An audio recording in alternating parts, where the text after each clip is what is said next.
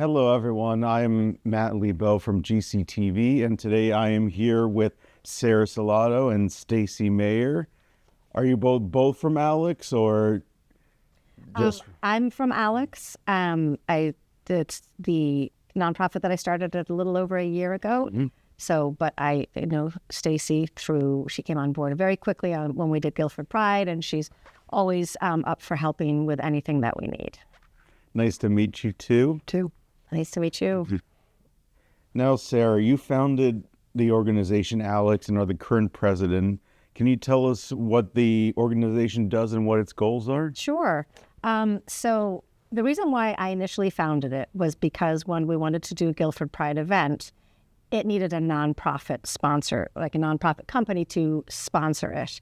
And it got me thinking that, well, maybe I could start a nonprofit and do more than just Guilford Pride with it. So about a year and a half ago, I did put all the paperwork through and got some help, and we started Alex. It was formed in January of 2023. And Alex is an acronym. It stands for Acceptance, Love, Equality, and Tenacious. Alex, the word or the name Alex has two connotations for me. One is it's the middle name of my transgender son, and two is it's the second popular name chosen by trans males, which I actually didn't realize that. Somebody told me that. But the acronym of Acceptance, Love, Equality, and Tenacious just seemed to make sense. Obviously, it fit for what I was trying to do. And one of the things that I realized when my child came out as transgender is that I knew nothing of not only the trans community, but also not really even the LGBTQ community. I like to say I grew up in a straight world, and not to say that I had anything against the LGBTQ community, I just didn't know anybody who was part of it. So I realized that I had an awful lot to learn, and I wanted to educate myself and needed to educate myself, and I was lucky enough to find people that helped me figure out how to do that.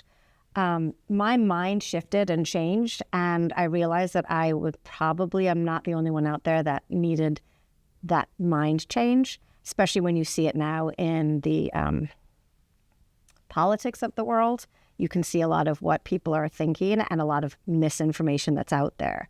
So the education component of Alex became very important to me, and I wanted to not only provide events for our LGBTQ community and their allies and families, but also provide spaces where we could give education, where we could have presentations. We just had one back in March of this year in Guilford, where we had two presenters who both, one was trans male, one's trans female, and they're absolutely incredible presenters. That is on GCTV if you'd like to find it. And we had probably about almost 30 people in there, and they just talked about, it's called Journey into Gender, and they talked about their journey into gender, but they also talked about what it all meant. And they opened up the floor to discussion and questions. And I have to admit that we did not get many questions asked at all. And in fact, what I'm finding is most of the time, the people that come to these events are not the people that need to be there. It's the people that... Allies. Yeah, it's always the allies that are there, which is wonderful. And you feel good that they're there. But it's really, you want the people there that need to learn, that are open to learning. So I've kind of... need to figure that one out and build that a little bit more. The tenacious part of it means yearning for a change, yearning to learn. And that sort of very much fell into what I wanted to do with this. We also did in December, Alex did a queer prom, and we had about 60 attendees, which was awesome. They came from Massachusetts all the way down to Stamford, and they had a blast. And to be able to see the youth celebrated. Yes. And it was wonderful. Be who they wanted, where they wanted, when they wanted, and not be nervous, right? And not feel that they were being judged. I could watch that all day long. It must have been a great event. Absolutely. It was amazing. It was amazing. And it's like, we could have just stepped back at that point. Once we provided it for them, they were dancing and eating and getting to know each other. And there was one girl that was there that it was the first time she dressed in the gender she identified with. And her mother came. And for her mother to see it was amazing. Like, her mother had tears in her eyes. It was just amazing. So we want to do more of that. So that's that whole side of it. that's where Alex comes from. I'm also looking to possibly partnership with or do some work with the youth, the homeless youth in New Haven. There's a organization there called Youth Continuum. There's a huge need, as we all know, for housing. There's a lot of homeless LGBTQ youth who, unfortunately, are in that situation because their parents have kicked them out. So Alex is looking to do a little bit more of that as well, kind of down the line. So that's what we're doing. Now, you already partially covered in the other previous question, but what inspired you to start Alex? Yeah, so it was my child who struggles horrendously for 2 or 3 years. And we went through all sorts of mental health resources thinking that that's what was going on with him. He never truly saw a future for himself. He couldn't see beyond next week or the week after. In fact, I remember him saying things like, well, I'm looking forward to, there was always something he had to look forward to. And I realize now that was, he needed to put something in his head to be excited about, because otherwise he didn't see a point of being here. And he is surrounded by a family that loves and adores him and supports him. But it took him a while to accept that he was transgender. And it took him a while to be able to say, okay, this is my journey now. How is my family going to be with it? So it was like, our life turned upside down. And we figured it out, and we did what we needed to do.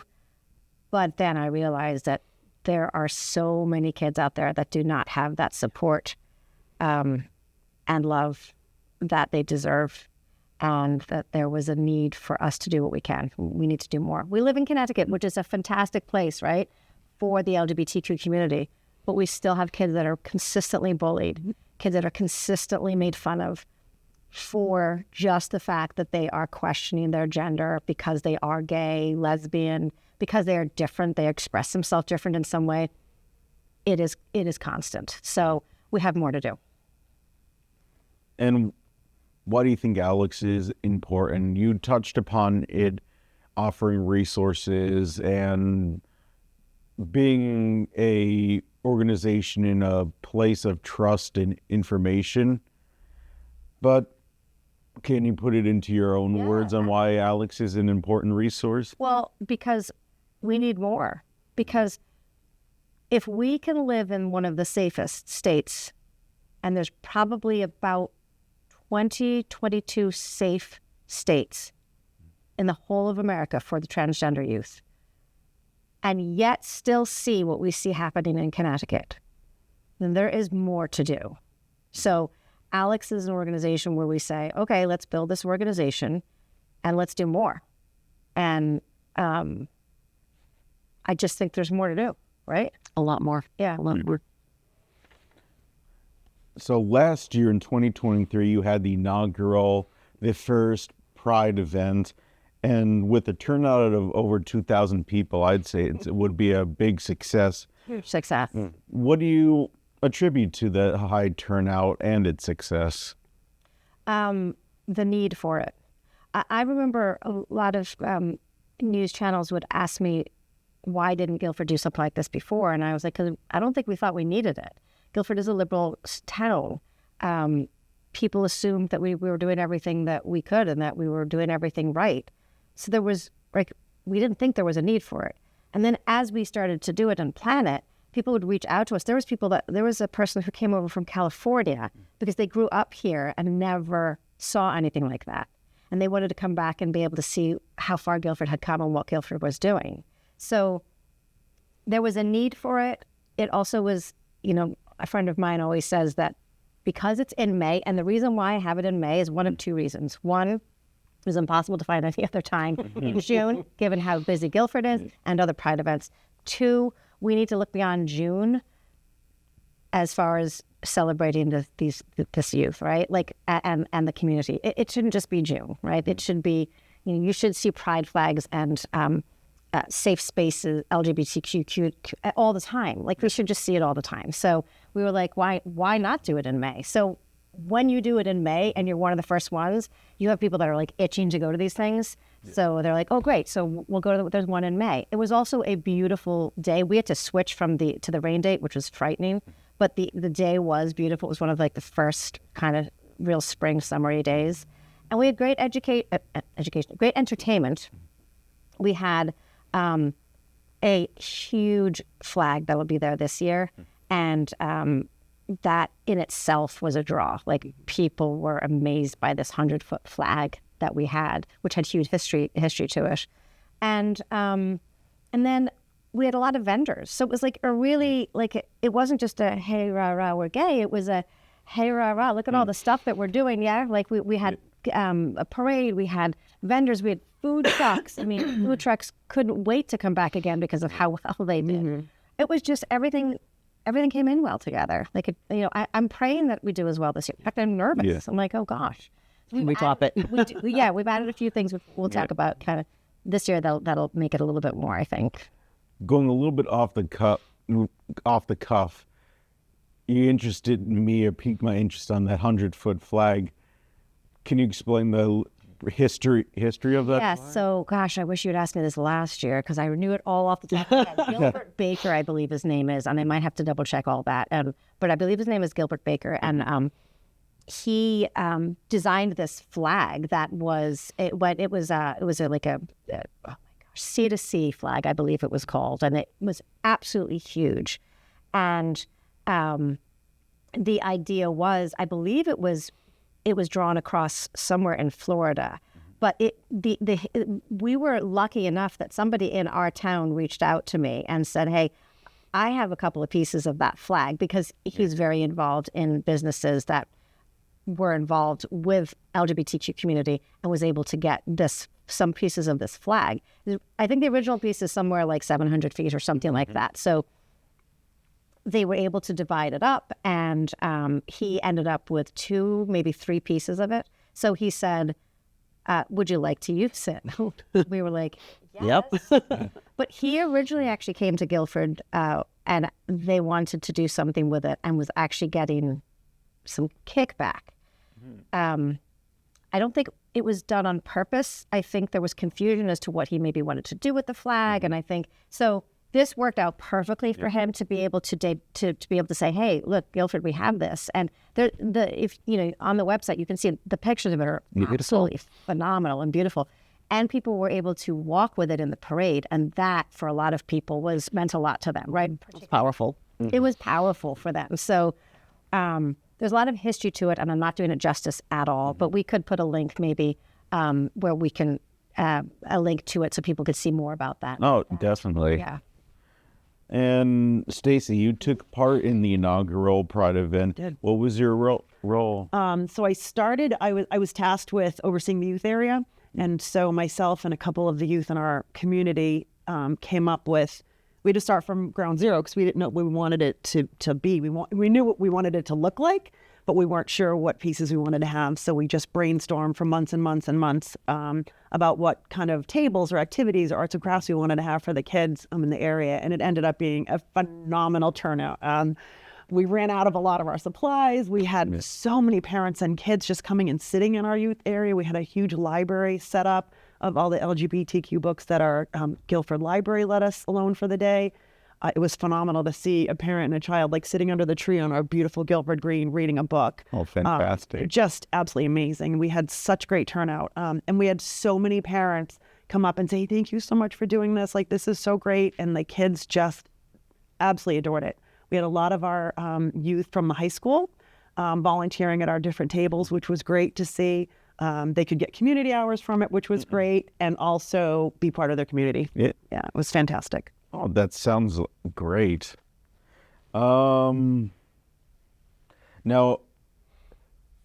for both of you, why is the event important to you? Well, I've answered that. Yeah. But I think it would be great for you to hear. Yes. I have a transgender daughter, and when she came out a few years ago, we were so happy for her. We said, like, what do we need to do? How can we help you? How can we support you? And so we just immediately started calling doctors and calling therapists and things to see what we could do to help. But again, like Sarah said, you want to do more. And so when I met Sarah several years ago now, and she said, "Oh, we're doing this event. Do you want to be part?" I'm like, "Yep, I'm on board." It's important for my kid. It's important for me. It's important for my family. It's important for the youth. It's important for everyone in this community. We need to show our support for these kids and maybe give out some resources or introduce them to people they haven't met before. And it was wonderful to see so many kids that I see at the high school come out and smile and hang out with friends and make those connections that they weren't able to do before in life because of who they are simply, and that it's heartbreaking.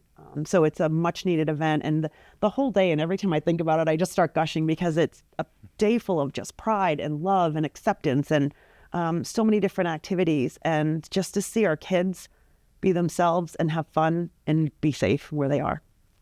And it wasn't just, if you look at the pictures, right, you'll see one of a little girl who had those, these are like little cute bell-bottom rainbow color pants on.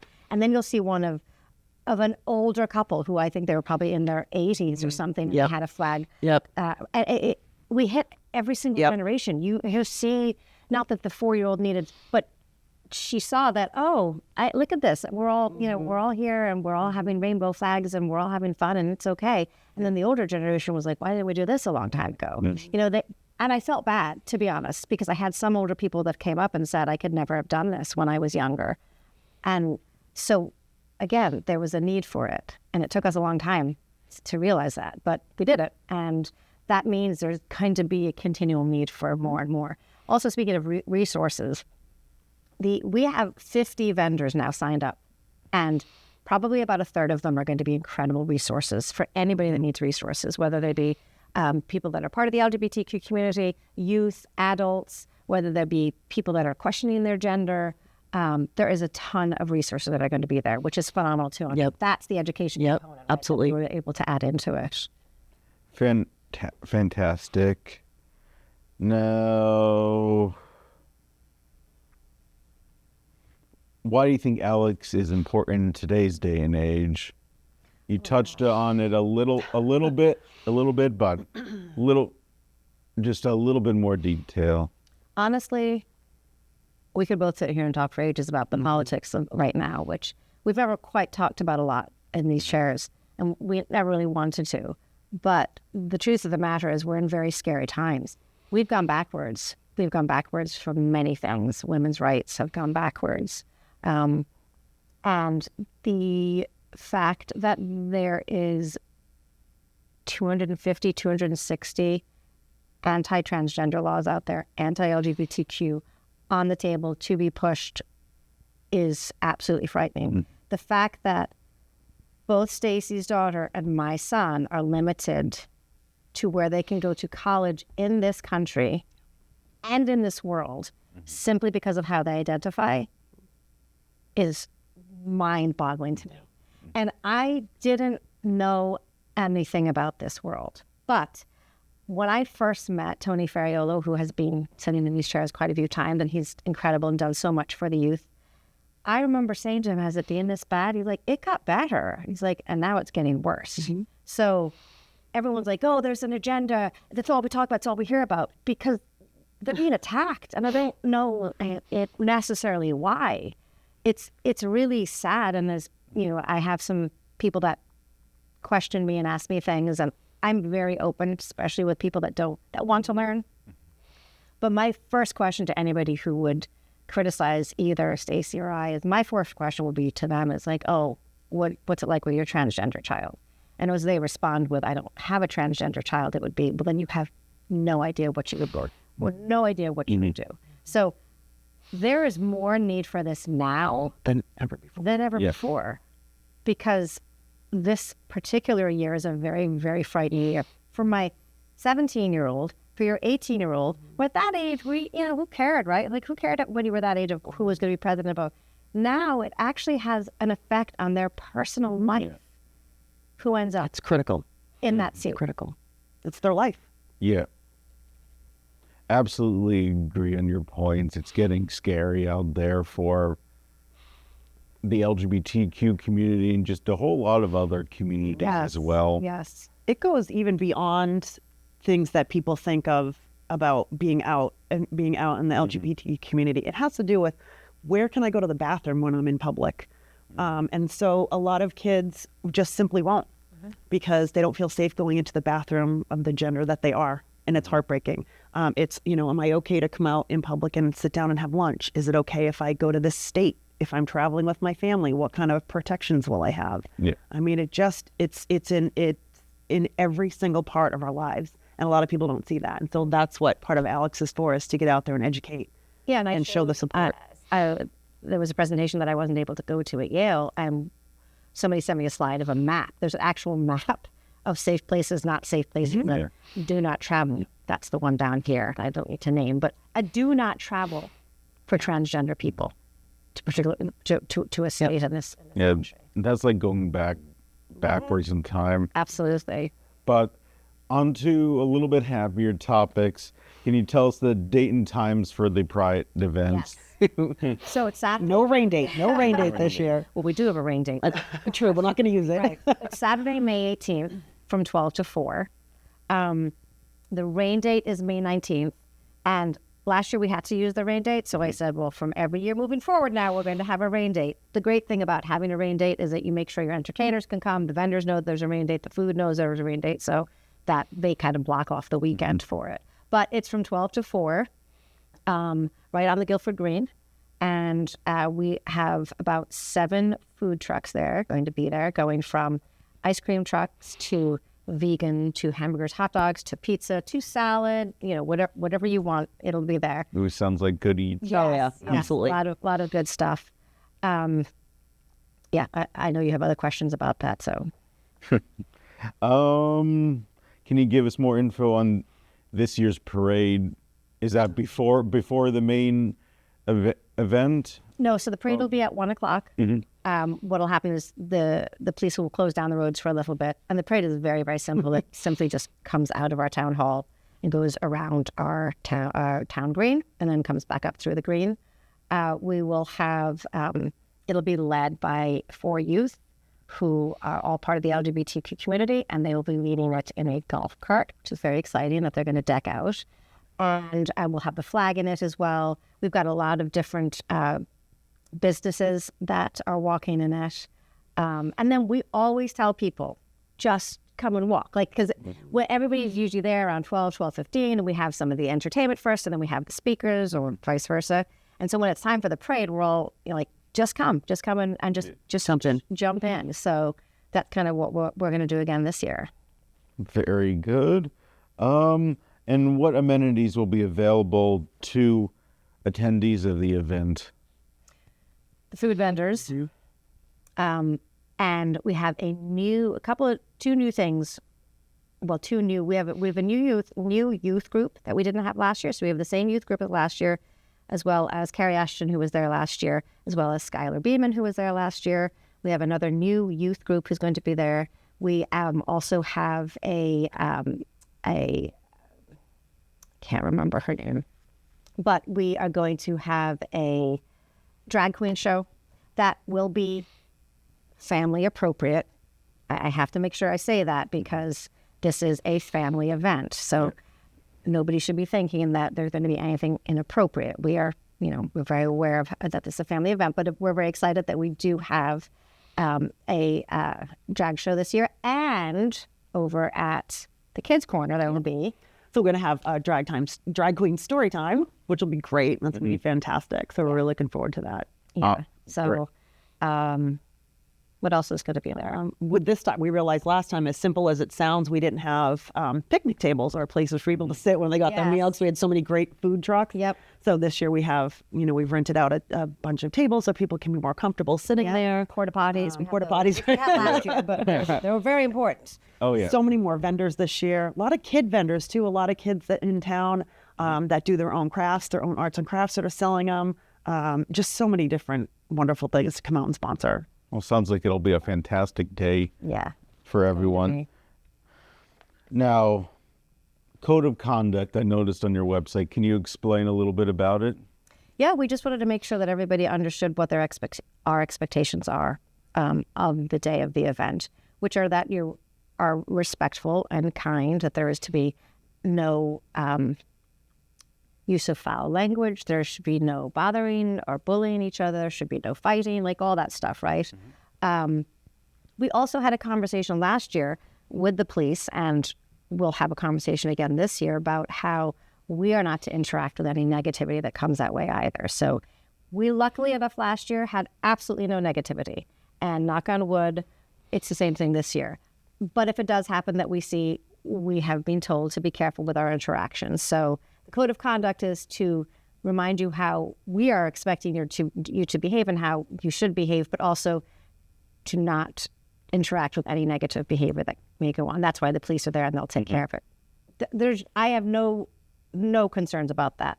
I have no concerns about that. Last year there was a few things here and there, but nothing really, nothing happened on the day. So, and we know, honestly, the code of conduct is there, but for all those vendors that are coming, they know, they're all there for the same reason that we are. So.